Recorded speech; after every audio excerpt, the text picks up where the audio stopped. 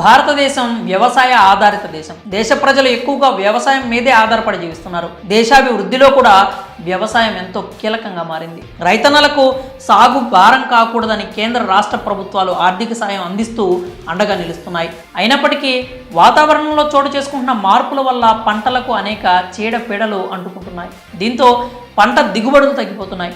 ఈ ప్రభావం దేశ ఆహార భద్రతపై పడుతోంది. దీన్ని అధిగమించేందుకు వ్యవసాయ సాగులో ఆధునిక పద్ధతులను ప్రవేశపెడుతున్నారు. నూతన రకాల వంగడాలను అభివృద్ధి చేసి పంట ఉత్పత్తులను పెంచేందుకు కృషి చేస్తున్నారు. అంతేకాకుండా సాగు వ్యయాలను తగ్గించేందుకు యాంత్రీకరణ పెంచాలని వ్యవసాయ రంగ నిపుణులు కూడా సూచిస్తున్నారు. వ్యవసాయ రంగాన్ని లాభదాయకంగా మలిచేందుకు పలు దేశాలు పరిశోధనలు చేస్తున్నాయి. టెక్నాలజీలో వచ్చిన విప్లవాత్మక మార్పులతో వ్యవసాయ సాగులో వినియోగించే యంత్ర పరికరాలు అందుబాటులోకి తెస్తున్నారు. డేటా అనలిటిక్స్, రోబోటిక్స్, కృత్రిమ మేధ వంటి ఆధునిక సాంకేతికత ద్వారా పనిచేసే వ్యవసాయ పరికరాలు అందుబాటులోకి వస్తున్నాయి. దుక్కి దున్నడం మొదలుకొని పంట చేతికొచ్చే వరకు అనేక రకాల యంత్ర పరికరాలు అందుబాటులోకి వచ్చాయి. దీంతో సాగు వ్యయం తగ్గడంతో పాటు పంట దిగుబడులు కూడా పెరుగుతున్నాయి. విదేశాల్లో మాదిరే భారత్లో కూడా వ్యవసాయ సాగులో అనేక మార్పులు వచ్చాయి. రైతులు యంత్ర పరికరాలను విరివిగా వినియోగిస్తున్నారు. పంటలకు వచ్చే చీడపీడలను అరికట్టేందుకు పిచికారీ చేయడానికి అనేక రకాల స్ప్రేయర్స్ అందుబాటులో ఉన్నాయి. దీంతోపాటు డ్రోన్ల ద్వారా కూడా పిచికారీ చేసే వారి సంఖ్య పెరిగిపోయింది. అయితే ఈ డ్రోన్ల వినియోగంపై హైదరాబాద్కు చెందిన మారుత్ డ్రోన్స్ మహిళలకు ఉచితంగా శిక్షణ ఇచ్చేందుకు ముందుకొచ్చింది.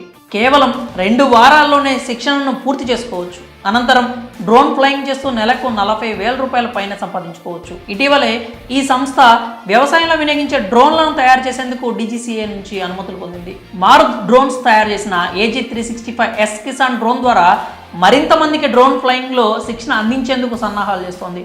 డ్రోన్స్ ద్వారా ఉపాధి పొందాలనుకునే సర్వీస్ ప్రొవైడర్లకు, రైతులతో పాటు స్వయంగా ఉపాధి పొందాలనుకునే మహిళలకు 2 వారాల్లోనే డ్రోన్ లైసెన్సులు అందజేస్తోంది. దీంతో పంట పొలాల్లో మందు పిచికారీ సులభతరం అవుతుంది. రైతులకు పొలాల వద్దే శిక్షణ అందిస్తున్నట్లు కంపెనీ వ్యవస్థాపకులు ప్రేమ్ కుమార్ వెల్లడించారు.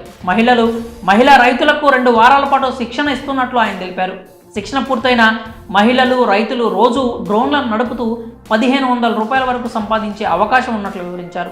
డ్రోన్ కొనుగోలు చేయాలనుకునే రైతులకు తక్కువ వడ్డీకే 10 లక్షల వరకు, సర్వీస్ ప్రొవైడర్లకు 2 కోట్ల రూపాయల వరకు రుణాలు అందిస్తున్నారని చెప్పారు. కేంద్ర ప్రభుత్వం నుంచి 50 నుంచి 100% వరకు సబ్సిడీ కూడా లభించే అవకాశం ఉందని తెలిపారు. ఇక DGCA నిబంధనల ప్రకారం డ్రోన్ ఫ్లయింగ్ చేయాలనుకునే వారికి 18 ఏళ్ల వయస్సు, పాస్పోర్టు తప్పనిసరిగా ఉండాలి.